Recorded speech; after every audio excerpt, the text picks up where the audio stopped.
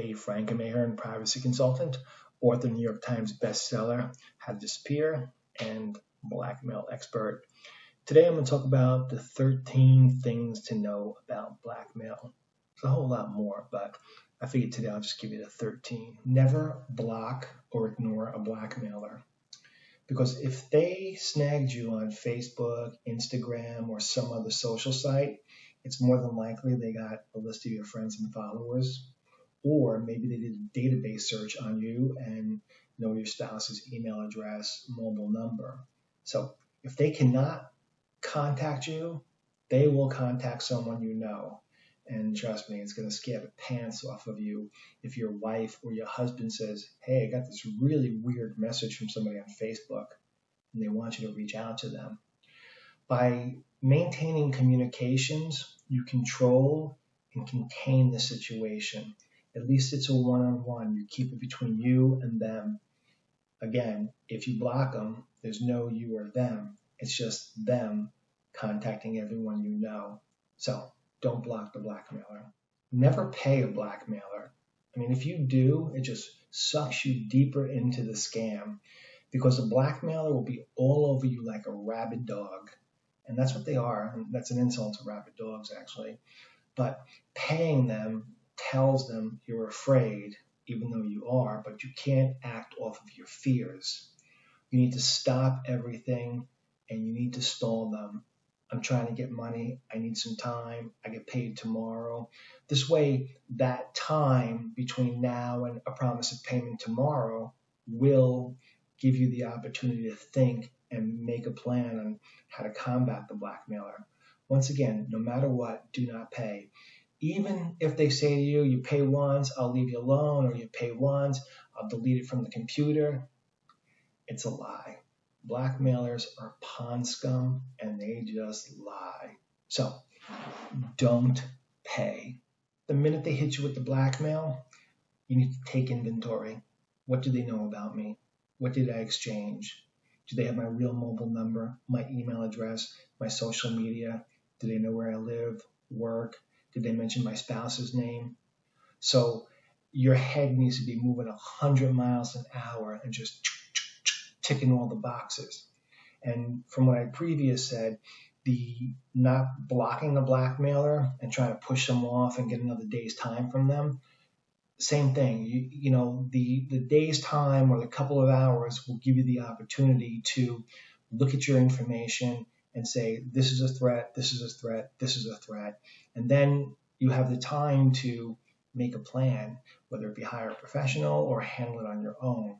But you need to know everything they know about you because that leads you to going dark. Going dark is taking that inventory of information, be it social media sites, phone numbers, emails, contact work, whatever it may be, and going dark as possible online. And that means turning things private, shutting things down, and also messaging the people in your circle and explaining that your account was hacked, not to open any emails or messages that have your name or download any videos or photos that have your name on it. It could have a virus. Also mention that not to accept any friends or follower requests that are associated with you or a friend of yours. Explain that someone's impersonating you online and you're dealing with the issue. So go dark and shut it down. Do you tell your spouse? Not an easy conversation. And it's something that only you can decide. Because for some, it's a express lane to divorce. But what needs to be thought about is that blackmail is not a solo problem, but it can be a family problem. And what I mean by that is some blackmailers, they will pull the social media of a spouse. So they might have your spouse's job, your spouse's parents, brothers, sisters, whoever, and they will threaten to expose you to them, which makes your spouse a victim. So whatever you're planning to do and however you're planning to deal with it, you need to deal with blackmail not as a solo problem, but protect your family as well, because I've seen situations where blackmailers have exposed to a person's daughter in college on her Facebook page, and they hit up her friends in college, and it was really a disastrous situation. So these are the possibilities of blackmail, because when you become a victim of blackmail, you're involved with someone who has no boundaries whatsoever. So they will push you as hard as possible to get money. So think about what needs to be done. Only you can decide that. And whatever you decide, it doesn't matter when it comes to protecting information, because protecting information has to be you and your family. Blackmailers are not smart. They're just deviant dirtbags, okay, who know how to manipulate in a very small world.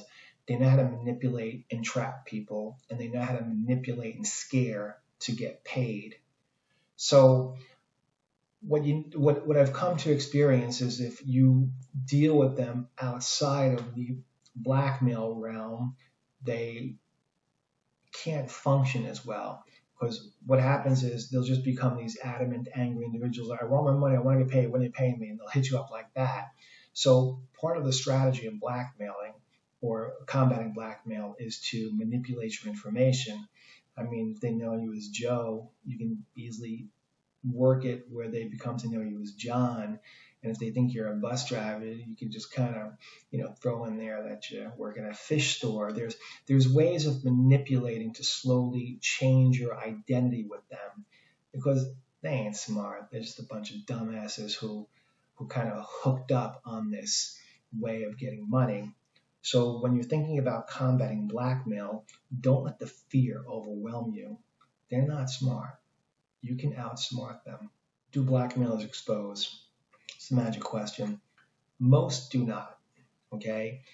They would rather hold on to the compromised material and continuously threaten you with it.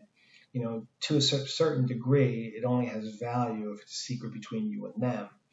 Now, that's not to say blackmailers won't hit up one of your contacts and, maybe show them a little taste of what occurred. But you have to be careful. You can't say things, oh, my wife knows, or, I told this person, I told that person, when you didn't, because they might just call your bluff. So you can't try to bluff a blackmailer in that sense. Okay, what you can do is, as I mentioned, you take inventory, you stall, you slowly manipulate your information. So when you're making your plan, you have to operate in the mode that, look, I got time. They're not going to expose me right away. So I have time to create a plan. And blackmailers will be like, you got 10 minutes, you got 5 minutes, you got 4 minutes. But most times they will then back off and give you more time to pay. It's not easy. It's really, really difficult. And again, most blackmailers don't expose. The problem is you don't know if the one you have is going to be the one that does. They work in groups, and I've seen situations where, it could be a group of blackmailers, and one is more extreme than the other. One is a little more foul and aggressive, and so be aware of that. But operate as if they're not going to expose you, but you have to come up with a plan to prevent the exposure. There are different types of blackmail. There's online blackmail, which is the most rampant, where you hook up with someone on Facebook or a dating app, and you guys chat, and then all of a sudden you send compromised photos or videos. And typically those are blackmailers who are in the Philippines, Cote d'Ivoire, Mali, Burkina Faso, or the Philippines. Maybe I said the Philippines already. Or Morocco. And the Morocco ones are really, really aggressive, so you have to be very careful with them. They tend to be very quick with exposing if you don't adhere. Then there's offline blackmail or escort blackmail, and that's where you went to an escort and maybe a couple of times, and they got to know some information about you, and they just happen to sideline the business of blackmail. And many times they will keep text messages, garner information about your work, and then they will Some will take photos without you knowing about it, and you have a blackmail problem. Then there are texting blackmailers where they put these fake massage and escort ads in websites and newspapers and things like that, and you text with them, and they take your mobile number and they run through a database and try to find out your identity and your spouse work and things like that, and they start texting very sexual with you. Next thing you know, they're like, listen, we want $500, or we're going to tell your wife or your husband or your boss. So you have to be aware of texting blackmail. And then there's the in-person relationship blackmail, where you may have met someone and developed a secret relationship with them, a mutual understanding or a sugar daddy thing.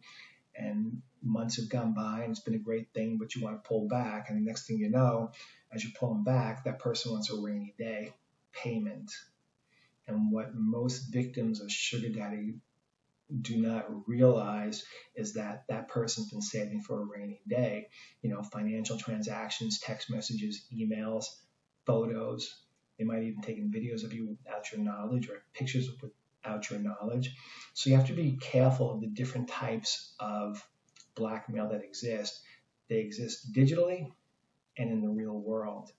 And I've always believed that one should operate in the mindset that they're always being recorded. And perhaps that could prevent blackmail.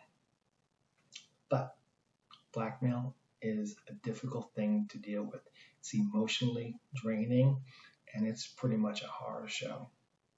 Speaking of horror shows, blackmail and sextortion, it will make the most strongest stoic individual weak at the knees. So when you become a victim of blackmail, you need to make a decision right away that you're not going to be a victim. You're going to stand up, you're going to grow some balls, and you're going to kick some ass and not let that piece of dirt take advantage of you. You have to have the attitude that nobody is going to hold you hostage over information or photos. So, play Sun Tzu, be stoic, but fight back. Be cautious of the help you seek, because as you were victimized once, you can be victimized again. There are companies out there, or I should say websites out there, that are run by scammers. They claim to be hackers. They claim that they can locate the material, they can corrupt the files, they can just do those things for you. And it is just basically a sack of crap. They're not doing it, they're just taking your money.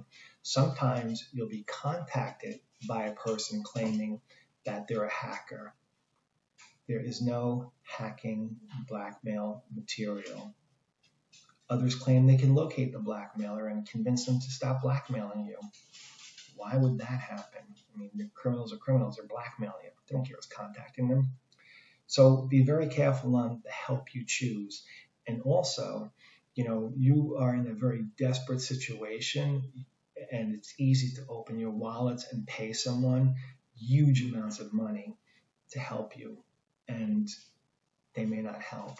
So take time, be slow, and really, really investigate the person or the company you want to hire to help you with the blackmail. Blackmail is stressful. I said it's a horror show. I mean, for some, you're on this road where you could just lose everything, whether it be job, family, and social respect and things like that. Blackmailers look for the trigger. They look for that thing, or that person or that job that might make you pay. No matter how close they come to pulling that trigger, where you're concerned they're going to contact your wife or your husband or your job, you can't adhere to the trigger. It's stressful. It's a horror show. When they're pushing you hard, back them off. I need time. Somebody's lending me money. I can't use a credit card, my wife, my husband. So no matter the horror show, be strong and control the situation. Blackmail is not the end of the world, although it does seem like, and it seems like your world's going to come crashing down and everything's going to be destroyed. And it does have that possibility, but for most people, they can climb out of it. The question is whether you're most people. So, don't dwell on this doom and gloom. Many clients I deal with are just, some are talking about killing themselves, and, they just don't know how to, face what's happening or face the potential of exposure. And, my point is you can't think in those terms. You have to think about strategy, tactic, and winning. Because if you don't, you then just open yourself up to the horrors. You just open yourself up to being victimized. And so the first thing you need to really think about, or one of the first things, is how not to be a victim. Don't fall into it. It's not a time to feel bad for yourself and be scared. It's a time to, grow those balls, man. Fight back. Don't be held hostage. So, how do you stop blackmail? You protect your identity, which helps to prevent exposure, and it also gets rid of the blackmailer. But the truth is, for most, they need professional help. And so you want to stop blackmail? You contact me, Frank Ahearn, and I can do it. Be safe and do not give up.